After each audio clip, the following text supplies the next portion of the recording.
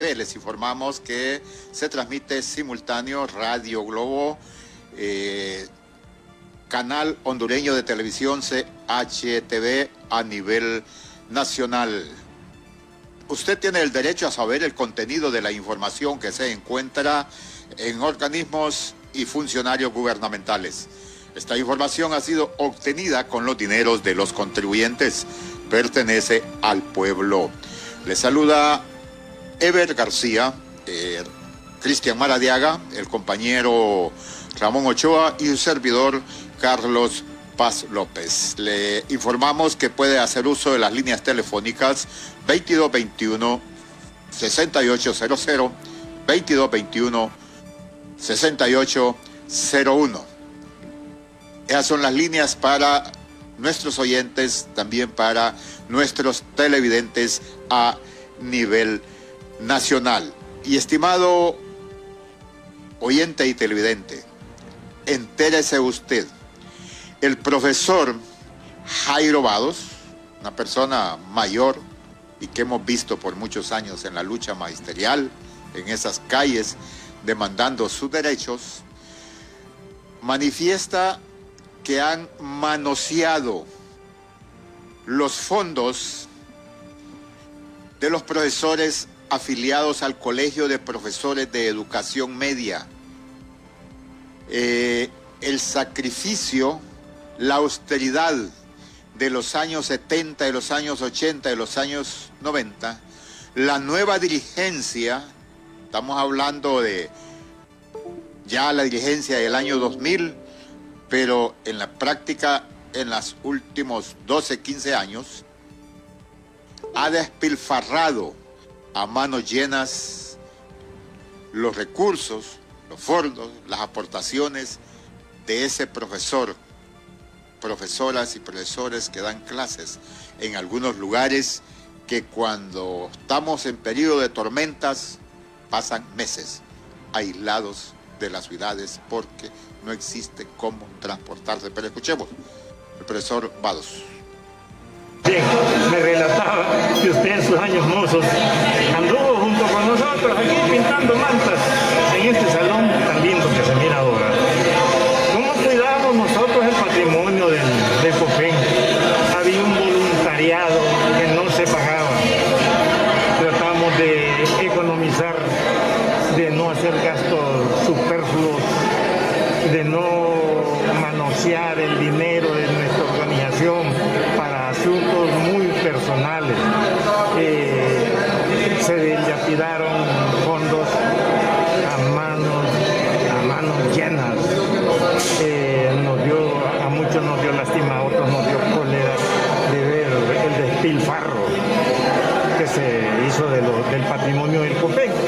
Esa cuestión inspiró a muchos compañeros, particularmente a mí, para elaborar una propuesta que la presentamos en la 18ª asamblea, en la asamblea del año 2018, a efectos de que la honorable asamblea aprobara la auditoría forense. Gracias a Dios iluminó a todos los miembros de la asamblea, solo unos 4 o 5 por ahí, gente que sabían o que tenían conocimiento. Lástima y cólera, dice el profesor Vados, que le da ver cómo se ha despilfarrado los fondos, los recursos de los profesores afiliados al COPEN. Esa auditoría forense, la junta directiva que dirige el profesor Fidel García, que ya lleva un año en ese periodo, está entonces convocando a las firmas auditoras naturales y jurídicas a participar en la licitación para ofertar todas aquellas empresas auditoras y personas naturales que estén certificadas por la Comisión de Bancas y Seguros. Podrán retirar los requisitos de la Secretaría del COPEN a partir del 14 al 31 de octubre. La interrogante es el por qué las dirigencias del COPEN, a quienes hemos tenido la oportunidad de conocer por mi trabajo periodístico, pero también por mi lucha estudiantil, se tienen que poner en contra de una auditoría cómo han manejado la administración de los fondos de sus agremiados, de sus compañeros de trabajo. Pero ya se tiene identificado malversación de fondos, valga la redundancia, del fondo de autoseguro. Fidel García, presidente del COPEN. Prospere, es una auditoría forense de los hallazgos lo más apegado a la verdad posible, y por supuesto que vamos a tener siempre gente que se va a oponer y que va a pretender ensuciar el desarrollo de esto, pero no lo van a lograr. ¿Cuál es el punto de partida que ustedes tienen en cuanto a dinero Fidel en lo que se está investigando en Congreso? Desde el punto de vista económico hay un punto de partida, ya hay un hecho concreto, como lo dije hace unos momentos, hay un expediente de enriquecimiento ilícito encontrado por el Tribunal Superior de Cuentas por 5 millones de lempiras. Y eso pues nos extraña por qué no ha pasado al Ministerio Público. Precisamente eso es lo que ha motivado y ha urgido al Magisterio COPEN a tener la cuenta clara sobre esta situación. Esto no puede continuar así. No se trata de cacería de brujas contra nadie, se trata más bien de un hecho impostergable. La organización requiere, exige y depende de esta auditoría forense para poder continuar con una vida orgánica con credibilidad y que el Magisterio COPEN retorne a su casa. ¿Cómo se van a hablar penales y civiles para esas personas administrativas? Tiene que haber responsabilidad administrativa primero, los hallazgos van a estar ahí, las recomendaciones del auditor, de la auditora, pero por supuesto que tiene que haber implicaciones penales y eso, pues el siguiente paso es llevar las denuncias al Ministerio Público, cosa que ya se ha hecho. Extrañamente, ¿cómo se les... El profesor Fidel García, presidente de la Junta Directiva del COPEN, actual presidente. La auditoría, según informaron, será del 2007 al 2019, o sea, 3 periodos que han estado dirigentes. Como manifesté, los conocemos a todos ellos y por qué han de oponerse a una auditoría forense de la administración de los fondos de sus compañeros agremiados. Y reitero, hay profesores que viven en esas escuelas en condiciones muy difíciles. Es lamentable que pase esta situación. En los gremios ya veníamos desde hace unos 3 años preguntando que además de los autoseguros y defender y los aumentos salariales, ¿qué otros beneficios dan los colegios magisteriales y los sindicatos también? Buenas tardes, Ramón Ochoa. ¿No está Ramón? Buenas tardes, Ramón. Muy buenas tardes, don Carlos Paz. Un placer saludarlo, saludar a nuestro auditorio a nivel nacional de Radio Globo y, por supuesto, a los que nos sintonizan a través de CHTV en sus distintas frecuencias a nivel nacional. Arrancamos una semana más de opinión, análisis y, por supuesto, de interpretación de lo que es el mundo político. Y en nuestro país ya empiezan a trabajar los distintos candidatos, a lanzar oficialmente sus candidaturas, y sobre eso vamos a profundizar el día de hoy.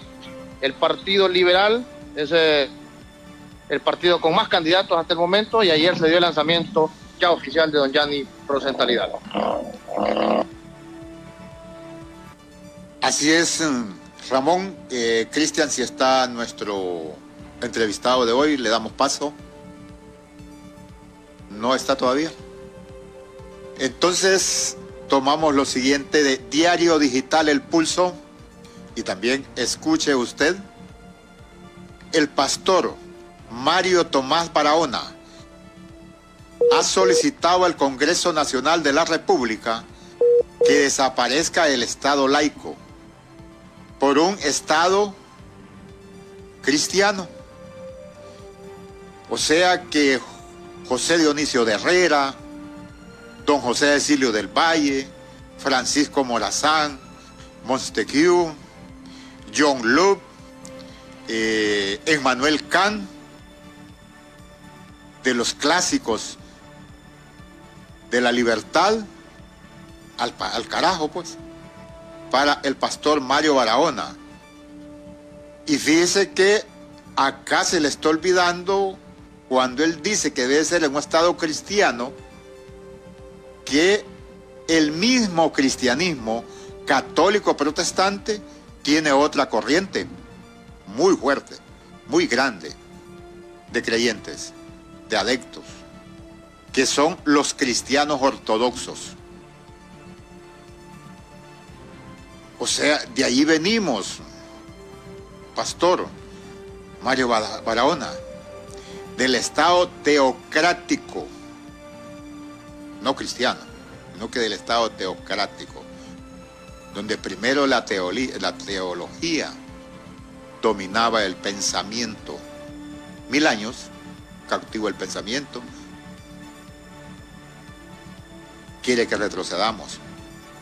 Yo no sé si el pastor todavía cree que la tierra gira alrededor del sol y que la sostienen 4 elefantes. O sea, es una lucha haber llegado al Estado laico para que a la mujer, al hombre, participe con su fe religiosa en el culto, en la creencia que él desee.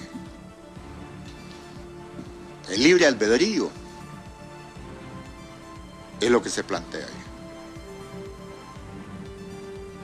Pero sin embargo, dice que ya le hicieron la solicitud al Congreso Nacional de la República. Va a ser un tema de discusión en Cuarto Poder estas ocurrencias. Y yo le pregunto al pastor Mario Barahona, porque él quiere plantearlo como que sí, el Estado es cristiano, entonces se va a evitar la corrupción, la criminalidad. Dice que dice unas cuestiones ilógicas, porque dice que él es hombre de una sola mujer. Pero el padre Abraham tuvo 2, dice la Biblia. Y Salomón no digamos, y David no digamos, y así nos vamos revisando. Cada rey vamos a encontrar que se contradice, pues, porque es profeta, si no me equivoco, don Mario Tomás Barahona, le pido disculpas porque ya no es pastor, tiene ya el rango de profeta también. Yo no sé en qué parte de la Biblia dice. Jesús era muy claro y decía que nadie viene al Padre a decirlo, eso no es por mí, solo yo estoy autorizado para hablar sobre él, de ahí nadie más.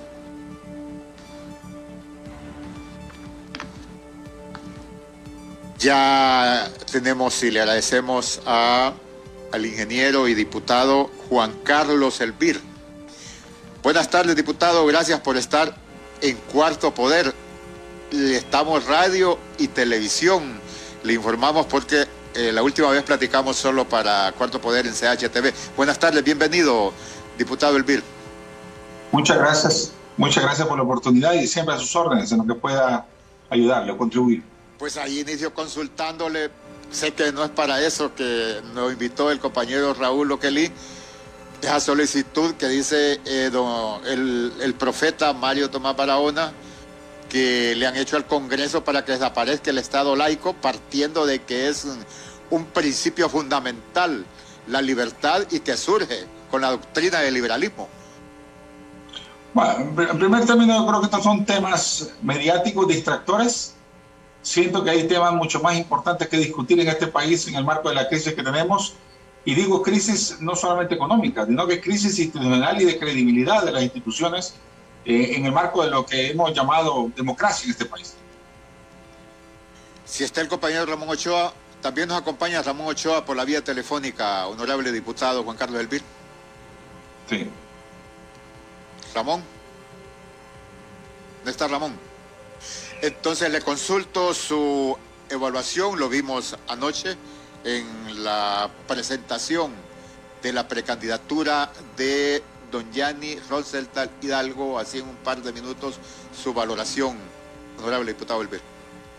Bueno, creo que en primer término es la apertura de este proceso, de este movimiento político, como otros, se somete al juicio y se va a someter al juicio electoral, se va a someter al juicio de la opinión del liberalismo, en caso particular en marzo del 2021. Y obviamente que Yanni tiene la estructura con la capacidad, estoy seguro, de organizar las mejores planillas en todo el país, en todo el departamento. Recordemos de que un movimiento político mínimo tiene que tener la mitad de los municipios y la mitad de los departamentos organizados. La capacidad de esta estructura va a ser mucho más allá de lo que se tiene previsto en nivel de exigencia y que estoy seguro que va a tener un muy fuerte contendiente a ganar el próximo proceso electoral en marzo del 2021. ¿Por qué solo Yanni tiene la capacidad en este momento, diputado Elber?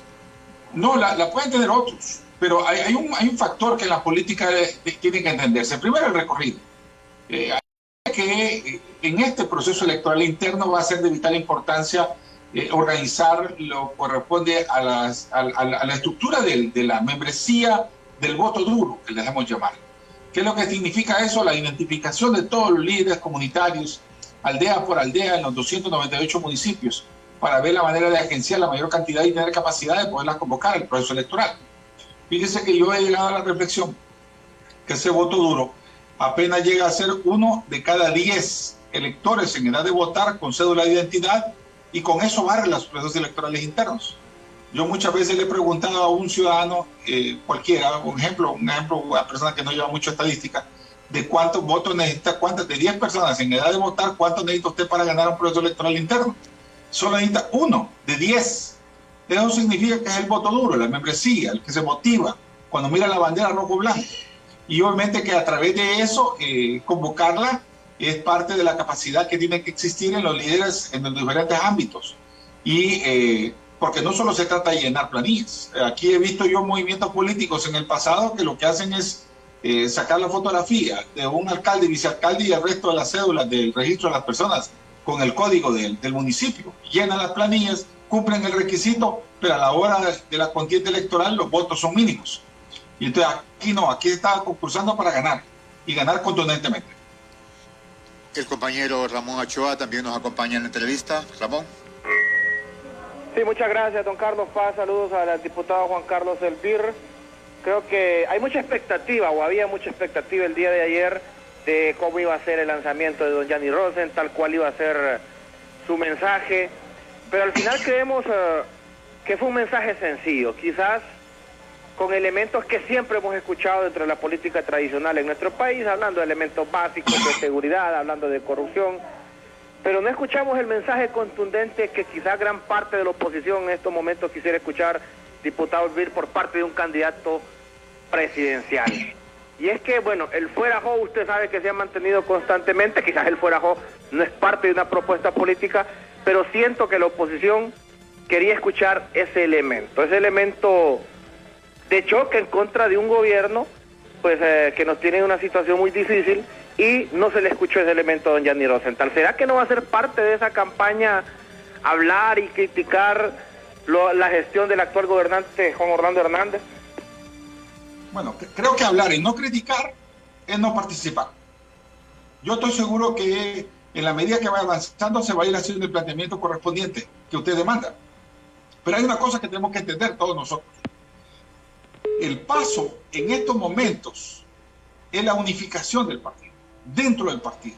Recordemos que una contienda electoral capta un discurso para intentar convocar al liberalismo, pero el liberalismo en sí, uno de los criterios que más está demandando es sentar la plataforma de la unidad que permita desde ahorita construir la unificación, no solo del partido, sino de la oposición. Mire, en este país yo estoy seguro que meter fuego, incendiar y discutir campañas de odio, de descalificación, está bombardeado con respecto a esto. Y vendrá el momento para hacer algunos criterios de crítica que son necesarios hacerlo, pero también de construir y proponer algo que debería ser la unificación de la familia liberal, la unificación de la familia hondureña. Y es que estamos queriendo ganar, ¿para qué? ¿Para ir a pelear después de ganar o para gobernar? Y cuando usted está hablando de criterios de gobernanza, tiene que crear dentro del marco de la familia hondureña un ambiente propicio para poder hacerlo. Si yo quiero llegar a ser gobernante y lo que voy expeliendo es odio, con toda la seguridad lo que voy a cosechar es odio. Creo que son las cosas que tenemos que valorar cuando queremos incentivar a la ciudadanía, a motivarla. Habrá momentos en que tiene que ser lo crudo de la crítica para lograr hacer la plataforma, porque no hacerlo significa no estar rozando la verdad con respecto al tema político, pero también tiene que sentarse las bases del diálogo, las bases de la concertación. La gobernanza está por encima. La gobernanza no es más que una buena relación entre gobernantes y gobernados. Yo le garantizo 10-1 que si el discurso va encendido, expeliendo odio por todos lados, las cosechas que va a tener es odio después, porque las cargas se pagan en el camino también. Y creo que es el momento de conciliación, es un momento de diálogo, de que existe apertura, tolerancia en la construcción de un país que todos demandamos si queremos. Mire, lo que va a recibir este gobierno futuro es complicado.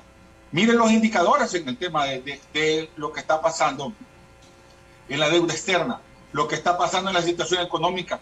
Solo hoy en la mañana, en un debate televisivo, se estimaba que la deuda externa va a requerir ajuste estructural de la economía para lograr acceder a recursos frescos.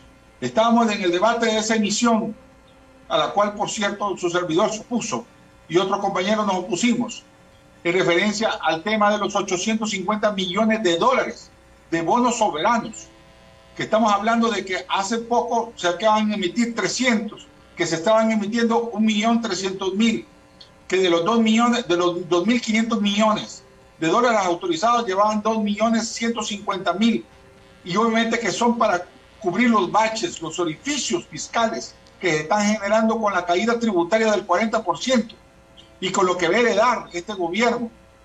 Es una crisis sin precedentes que requerirá sabiduría, concertación, pensamiento, y si usted cree que expeliendo y atacando solamente es la única forma de poder ganar, yo le garantizo que lo que va a cosechar es ingobernabilidad, es una crisis donde no va a poder encontrar los actores políticos o los entes políticos para lograr con ello resaltar el pacto social, porque lo habrá destruido en el camino, que es lo que no queremos y aspiramos los hondureños. Diputado Juan Carlos Elbir, no es campaña de odio la situación por la que atraviesa el país, porque no le podemos dar esa explicación al que no tiene empleo, a ese que don Gianni dijo que estaba pasando horas difíciles. No, es a ese hondureño que se acuesta sin comer y se va a levantar sin comer. Esa realidad nosotros la conocemos. El que la sufre no le podemos hablar de ella porque está sufriendo el hambre. Pero mi consulta es lo siguiente: ¿cuántos periodos fue alcalde de Santa Rosa?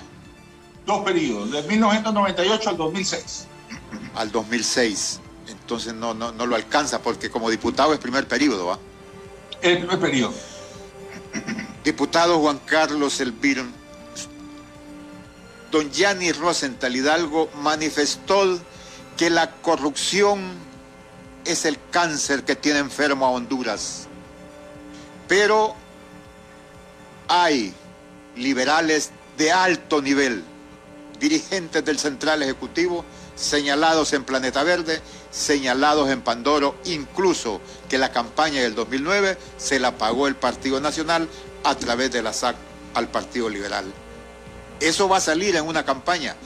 Está bien el discurso conciliador de armonía, pero yo no creo que sus adversarios, que en este caso es a vencer el Partido Nacional, vayan a andar con tanta lástima. Bueno, es lo que yo le señalo. O sea, el decirle o el que usted me indica en este momento que el discurso debería ser más encendido, yo pudiera coincidir.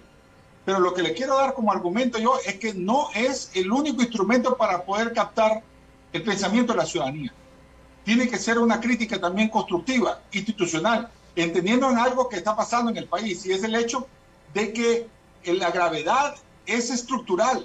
El problema de la corrupción, el problema que indica, no es cuestión solamente de partidos políticos, no es cuestión solamente de élite política, es un problema social, es un problema que abarca y considera medios de comunicación, estructuras sociales de diferentes ámbitos, y es la falta de cultura. O sea, aquí hay 2 alternativas para poderlo abordar. Una es a corto plazo, que es intentar abordar las estructuras que promueven la impunidad.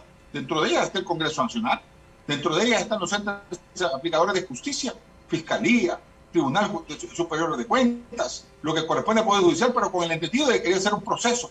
Y obviamente de ahí a largo plazo, que es buscar la manera de incentivar como eje transversal el sistema educativo para intentar generar valores en la formación educativa.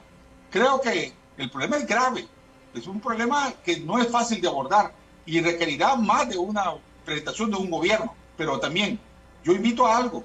Yo fui alcalde municipal y yo recuerdo que siendo alcalde municipal, y te lo voy a decir en un ámbito mucho menor obviamente, que es más complejo el plan nacional, pero yo recuerdo que una de las primeras acciones que nosotros hicimos para intentar conciliar fue prometer no prometer, sin conflicto, intentando ver para atrás lo necesario solamente, pero intentando ver para adelante la construcción.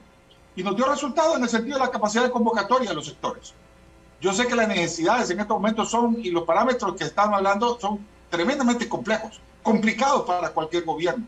Yo le indicaba a unos ahí en el tema económico, que va a repercutir en la falta de capacidad de inversión, que va a repercutir en la falta de esas demandas que la ciudadanía pide para el empleo, para la oportunidad de mejor condiciones de salud y educación, que deberían de ser problemas torales en estos momentos, y que inclusive ahorita que viene la discusión del nuevo presupuesto no se está visualizando ninguna acción de esas de manera contundente en este gobierno, más que lo que puede ser el financiamiento de recursos políticos para financiar las campañas electorales. Creo que este problema seguirá siendo un problema grave, pero hay que abordarlo y afrontarlo oportunamente, y hay que buscar la manera de generar los espacios para lo que debería ser un pacto político, social y económico en este país. Ingeniero Elvir, con su permiso, unos segundos para cumplir con compromisos de nuestros patrocinadores. Compañero Ramón Ochoa. No está Ramón. Entonces paso a la siguiente consulta. Usted tocó la consulta, diputado Elvir, con respecto a la expectativa que la ciudadanía hondureña tenía de don Gianni, por ejemplo, que hablara cómo iba a manejar la situación de esa deuda que tiene el país, que los especialistas dicen que ya es inmanejable, pero que se deben de tomar algunas medidas y que estas no sean fiscales. Esa era la expectativa de alguna gente. Y la corrupción quizás con un enfoque más del origen de la corrupción desde las estructuras, desde las instituciones del Estado, diputado Elvir. Sí, mira, hay una cosa que tenemos que valorar.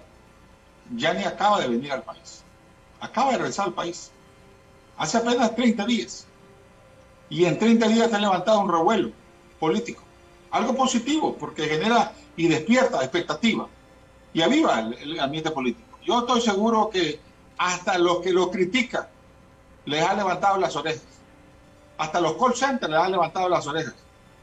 Cuando dice una expresión en la política que no hay propaganda mala. ¿Qué es lo que quiere decir esto? Que si yo estoy ocupando la mente de otro para atacarme a mí, estoy ocupando su mente también porque está preocupado. Si no fuera relevante mi participación en la política, no tendría por qué estarme poniendo atención en ese caso particular. Y es exactamente lo que está sucediendo con Gianni Rossi.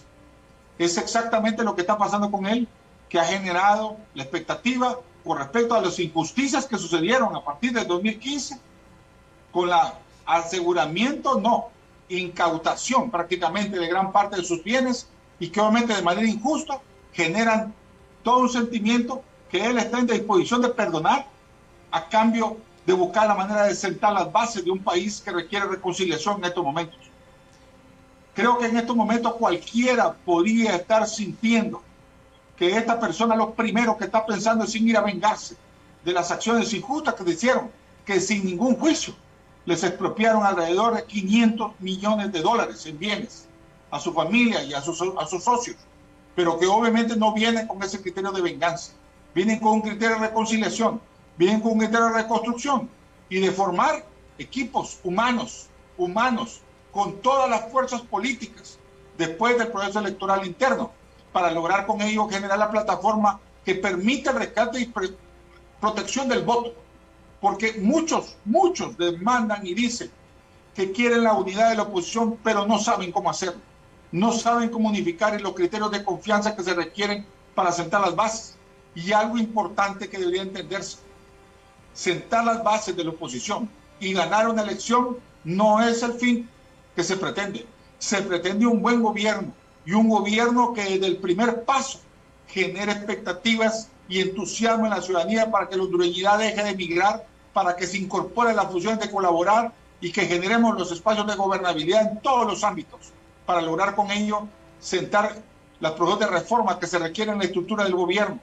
Hay que revisar el modelo económico, hay que revisar el modelo educativo, hay que revisar el modelo de salud para intentar acoplar las circunstancias que sean reales, basadas en nuestra economía y siempre con la premisa que se requiere la participación de la ciudadanía, que se requiere la colaboración de la ciudadanía, pero que la colaboración de la ciudadanía exige también exige transparencia en el manejo de los recursos, austeridad y sobre todo compromiso de los sectores políticos, económicos y sociales para lograr con ello hacer un pacto tributario, un pacto económico, un pacto social que logre con ello reorientar medianamente el país hacia un rumbo que hemos perdido y más acentuadamente en los últimos 11 años. Muchas gracias. Tenemos al compañero Ramón Ochoa. Ustedes le solicitamos permiso al diputado Elvir, compañero Ramón Ochoa, para cumplir con nuestros patrocinadores. Así es, don Carlos. ¿Me confirma si estamos bien con el audio? Sí. Excelente.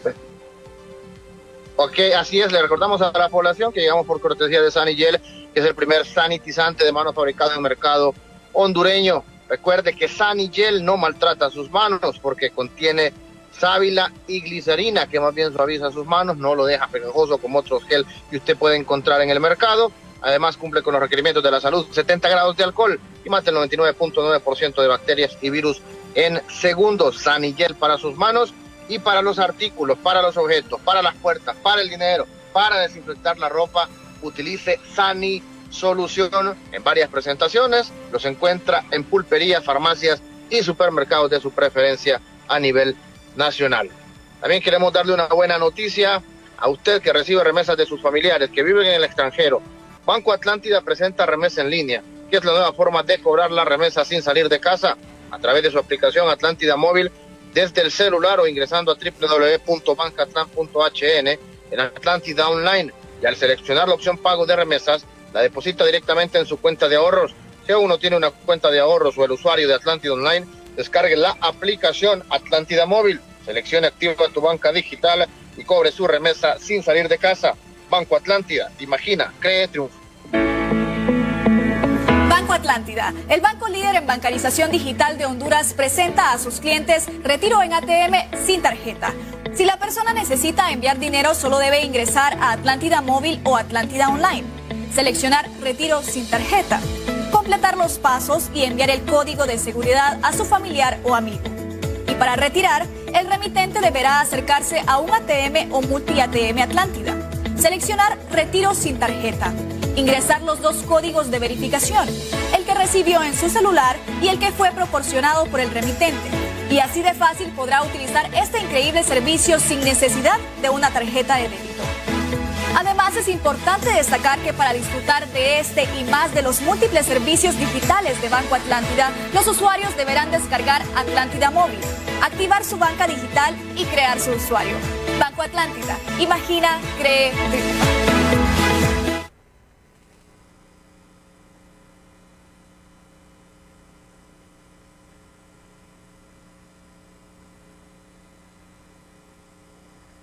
Estimados radio escucha de Cuarto Poder y televidentes de CHTV Cuarto Poder, conversamos con el diputado Juan Carlos Elvir del movimiento Fuerza Yani del Partido Liberal de Honduras, que anoche lanzó su precandidatura a la presidencia, donde planteó la noche oscura para Honduras y acerca un amanecer, la unidad del Partido Liberal. Compañero Ramón Ochoa.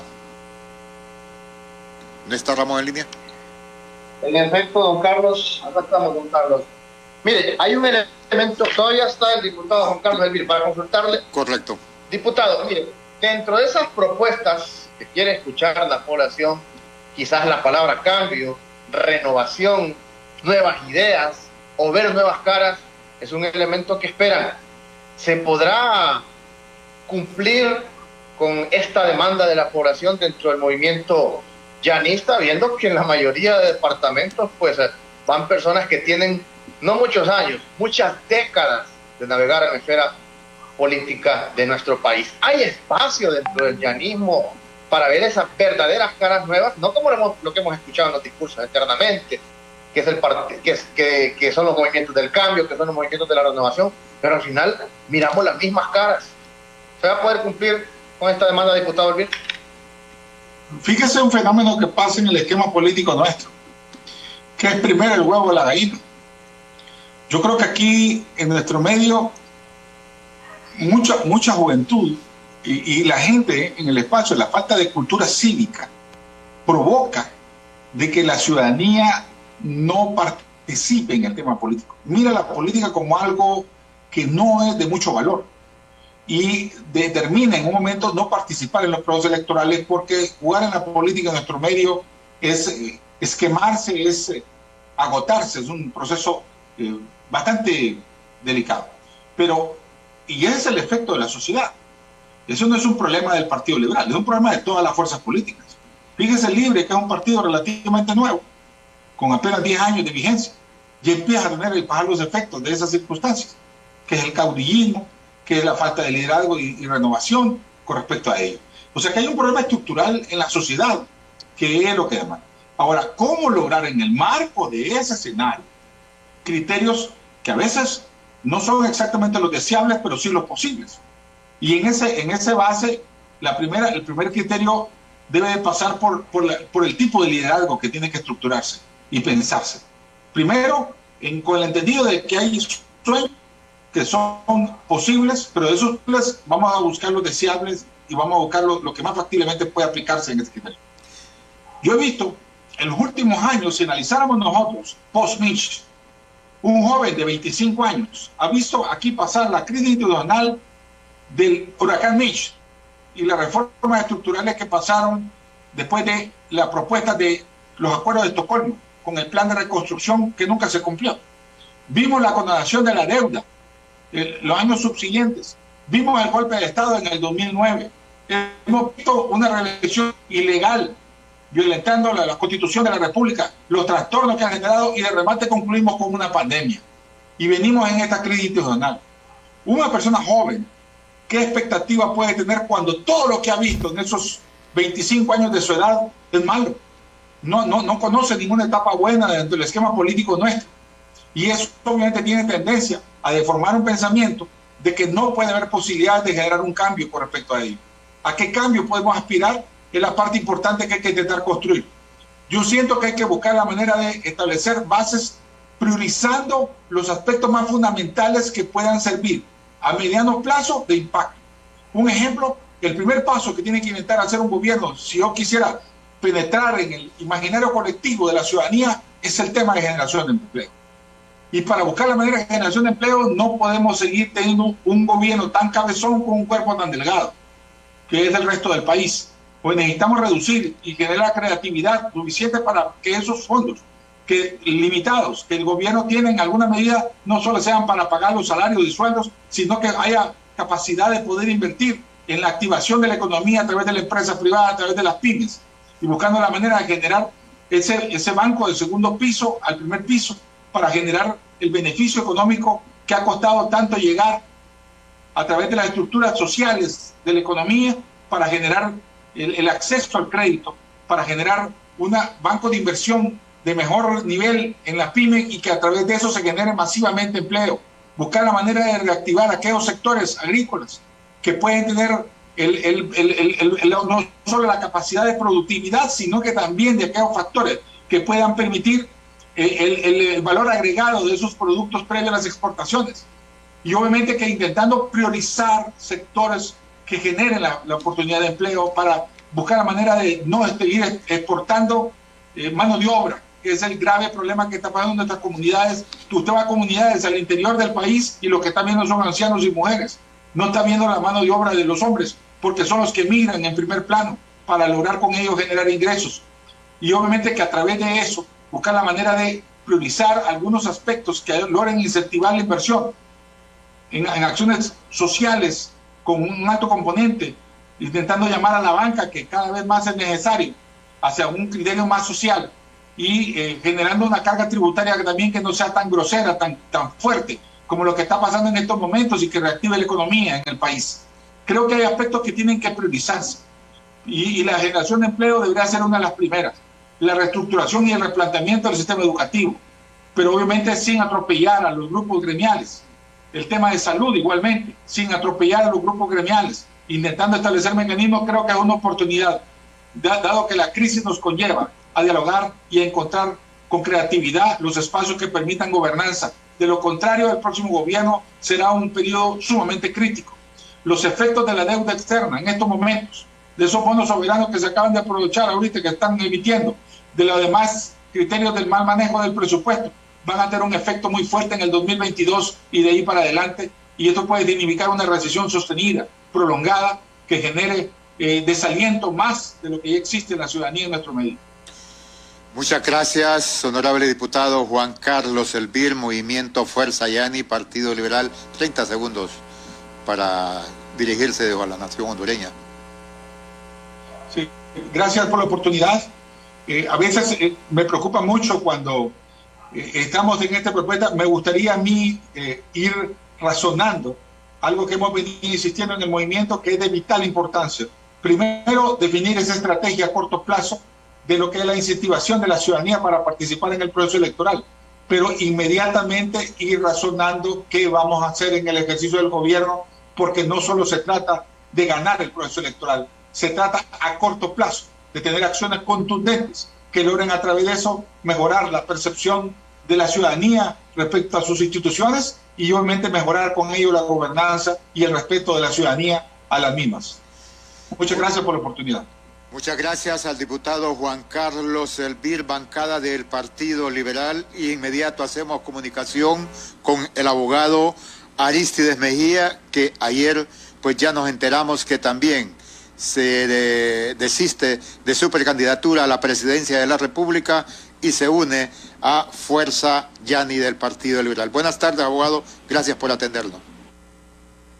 Buenas tardes, es un gusto de estar con ustedes y efectivamente de anunciar de manera formal de que hemos tomado la decisión luego de consultas con las personas que me acompañaron y para los cuales estoy sumamente agradecido por la confianza que depositaron en mí.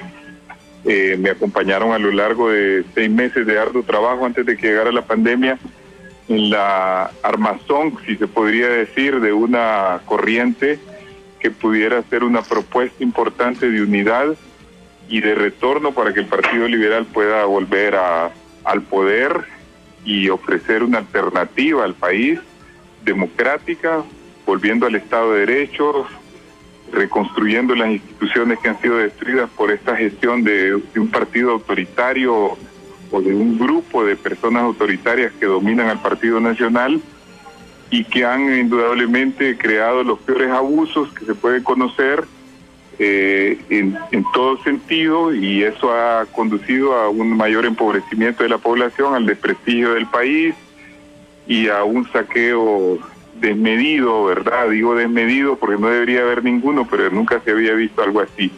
Así que nosotros habíamos dicho desde el principio de que estábamos haciendo una propuesta que si yo encarnaba la posibilidad de conducir a las mayorías del partido, yo iba a presentarme de candidato, que de lo contrario iba a apoyar a aquel que yo creyera que representa nuestros valores, nuestro pensamiento político y un programa de reformas para el país, y que además esa persona que apoyáramos fuera también el que tuviera la posibilidad de ganar las elecciones y de luego de unir al partido, porque lo importante es en este momento que haya un candidato lo suficientemente fuerte y que no haya estado metido en los pleitos internos del partido para que lo logre unificar y lo convierta en una opción real de poder. Y esa persona es mi amigo Yani Rosenthal, que, como yo lo he dicho en otras ocasiones, es una persona que tiene grandes capacidades, no solo como político, sino como abogado, como hombre de negocios, como economista, como todo, y que ya demostró en el pasado, cuando fuimos compañeros de gabinete en el gobierno liberal último que hubo, en el año 2006-2007, fue el que dirigió la política económica más exitosa de los últimos años, en donde se logró el mayor crecimiento económico para el país, con un crecimiento cercano al 7%. Eso produjo inmediatamente la mayor caída de la pobreza, en un 6% más o menos, aumento del empleo porque se estimuló a la pequeña y mediana industria, no se pusieron impuestos como se ha hecho en todos los gobiernos, y los tasas bajas de interés permitió una inversión grande de los hombres de negocios medianos y pequeños, que son los que dan más empleo en el país. Y creo que por la situación que vamos a heredar, necesitamos de un candidato de esas características, que tiene además uno de los movimientos históricos más antiguos del Partido Liberal. Esa es una de las ventajas que él tiene, que no tenía yo, porque esa estructura preexistente está por todo el país y a mí me faltó completar la mía. Entonces hemos decidido, y ese era mi deber con respecto a los que me acompañaba, de señalar lo que yo considero el camino de la victoria que pasa por ahí. Creo que Yanni puede hacer mucho por no solo unir el partido, sino por forjar las alianzas que sean necesarias y darle una alternativa importante al país en el momento peor que está viviendo esta nación. Entonces, esa es un poco mi posición que hemos considerado para forjar esta unidad y seguir adelante en la lucha política. Abogado Arístedes Mejía, el tiempo se nos acortó, pero debo consultarle, y sé que Ramón Ochoa debe tener alguna consulta. El abogado Yanni Rosenthal Hidalgo manifestó que la corrupción es el cáncer que tiene enferma Honduras. Que la corrupción pervierte a quien ostenta el poder. Le consulto, una transacción financiera atípica, ¿cómo le denominaríamos entonces? ¿No es corrupción? Mire, yo creo que ahí hay que hacer algunos matices importantes. Él, en un programa muy importante que difundió a la Nación, explicó lo que yo consideraría básicamente más que un ánimo de cometer un delito en el sentido del ámbito privado, porque no era con el Estado, sino del ámbito privado en tanto que empresario, lo que sería más bien una falta por omisión. Yo creo que definitivamente el responsable, él reconoció su responsabilidad, pero no es culpable en el sentido estricto de la palabra, porque él explicó claramente de que su gran problema fue no haber actuado cuando se enteró de la situación que predominaba en esa cuestión de negocio. Yo no conozco a detalle lo que se le imputó, pero él valientemente creo que se ha presentado en Estados Unidos como nadie lo ha hecho en el país, ante la justicia, nadie de ese nivel político y empresarial, ante la justicia, y se hizo juzgar y luego pues todos sabemos de que pasó su pena allá en lo que le habían establecido. Yo creo que eso hay una diferencia sustancial entre ese ánimo en el mundo de los negocios y en el mundo de la administración. Cuando él estuvo en la administración como ministro, no hubo un tan solo reproche a su gestión, fue totalmente transparente, como lo dije, un hombre que contribuyó mucho al mejoramiento económico del país, y yo confío, como tantos otros miles de hondureños, de que él va a ser un buen administrador en el caso de que llegue a ser presidente. Ya para finalizar, también está el compañero Ramón Ochoa. Sí, muchas gracias, abogado.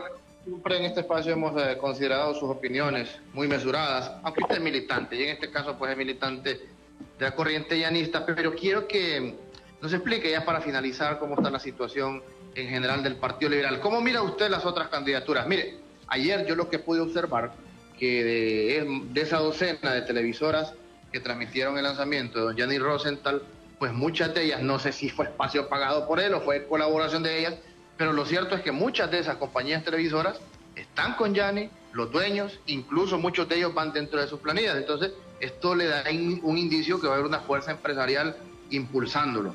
Ahora, ¿cómo queda don Luis Zelaya? Que sinceramente lo miro pobre, hablando así de manera tajante de la situación económica. No miro apoyo empresarial para Luis Zelaya, no hay apoyo de alcaldes fuertes, no hay apoyo de diputados significativos y quizás mucho menos el señor Vanegas, que tal vez lo acompaña don Quintín Soriano en Choluteca, y creo que el señor Sabio de allá de la Ceiba. Contreras pues no tiene ni diputados, ni alcaldes, ni fuerza empresarial detrás de él. Entonces por eso me gustaría escuchar su opinión en cuanto a esos elementos que son importantes para una campaña política. El apoyo de líderes de abolengo y por supuesto el apoyo económico, el apoyo empresarial. ¿Se va a diferenciar, Yanni, en ese aspecto de estos otros candidatos? Y muchas gracias, abogado.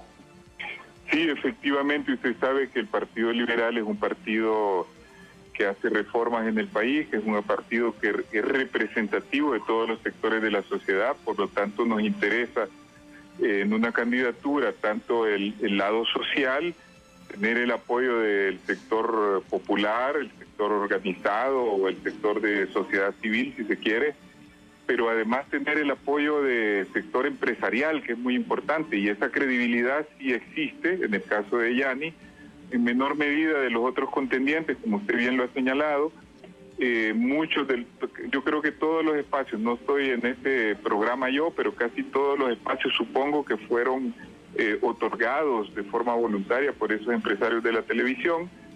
Y también él tiene, como dije anteriormente, el beneficio de una tradición política dentro del Partido Liberal, con una de las corrientes más antiguas del Partido Liberal, y eso ha hecho que se vuelque la mayor parte de la estructura. Casi todos los alcaldes importantes de Honduras del Partido Liberal están con él. Me refiero al de Puerto Cortés, Choloma, que es la tercera ciudad, Villanueva, Comayagua, Copán, El Progreso, y prácticamente de los alcaldes grandes solo quedó Quintín con una corriente y el de Ceiba, que irá por la otra corriente. Y en los diputados igual. Entonces tenemos una gran solicitud de aquellos que aspiran a ser candidatos, porque la gente percibe que esa es la corriente ganadora, y sin embargo queremos llevar a cabo un proceso totalmente transparente, totalmente de altura, con discusión de ideas. Yanni ha dicho de que él no va a atacar a nadie, no va a contestar los ataques personales, el debate es de ideas, y en ese rango nos vamos a mantener, porque nuestra aspiración es que una vez ganando podamos unir al Partido Liberal y luego estar listos para hacer las alianzas que sean necesarias a fin de ganar el poder de la nación. Le consulto brevemente, ¿qué posición lleva Aristides Mejía en esa alianza con don Yanni? Mire, yo por tradición me sumo siempre a los candidatos que yo percibo que pueden ganar el poder, porque para mí la mayor tragedia del país es cuando gobierna el Partido Nacional. Por eso yo he apoyado siempre candidatos que tienen el mensaje para unir el partido y para proponer algo importante para el país. Y cuando yo hago eso, nunca pido una posición para mí, siempre me sumo a trabajar. En este caso me han ofrecido de otras corrientes grandes posiciones, incluso en una corriente fuerte me ofrecieron la primera diputación de este departamento. Pero mi interés es en el orden de prioridades que debe tener el país. Primero el país, después el partido, después el interés personal, porque estamos en una encrucijada difícil en Honduras. Una vez ganando, nosotros vemos qué es lo que hacemos, o si antes de ganar me ofrecen una posición que yo puedo desempeñar, pues tal vez la consideraré. En el llanismo me han puesto algunas opciones, pero lo que me interesa, y lo repito y lo digo categóricamente, es que construyamos una opción de triunfo, porque una vez ganando, a mí casi siempre, yo nunca he pedido ninguna posición de todas las que he tenido. Cuando fui embajador me llamaron porque el gobierno de Reina me pidió que yo fuera. Cuando fui al Tribunal Electoral también me llamaron. Cuando fui de ministro igual. Y cuando fui de vicepresidente igual. Y todas las posiciones que yo he tenido, incluso otras menores, como director del programa de modernización, igual me llamó el abogado Ávila, que era presidente de la Corte. Entonces yo no trato de empezar a pelear por esas cosas, sino que busco más bien conjuntar las fuerzas, porque yo creo que esa es la actitud que debemos de tener, porque lo que ha hecho daño a los partidos es el excesivo interés individual o mezquindad o egoísmo individual para las posiciones. 30 segundos para despedirse y le consulto cómo está su madre, abogado. Muchas gracias por preguntar por ella. La vi el viernes ahí en San Pedro Sula. Estuvo un poco mal de salud hace unos meses, pero ya está bien y está trabajando por teléfono, ayudando a Yani, a quien le dio la adhesión en una llamada que hicimos conferencia. Me dijo, yo voy a apoyar a Yani, yo creo que por ahí podemos construir una opción de triunfo. Y yo creo que de eso se trata. Honduras está, como dije anteriormente, en un punto en que o se hunde completamente o tiene una opción para salir adelante, y tenemos que luchar para que no continúe este gobierno nefasto en el poder. Mi mensaje es por la unidad del Partido Liberal, por la victoria y por el retorno de todos aquellos liberales que tuvieron que irse por una u otra razón. Las puertas están abiertas en este movimiento y luego en el partido.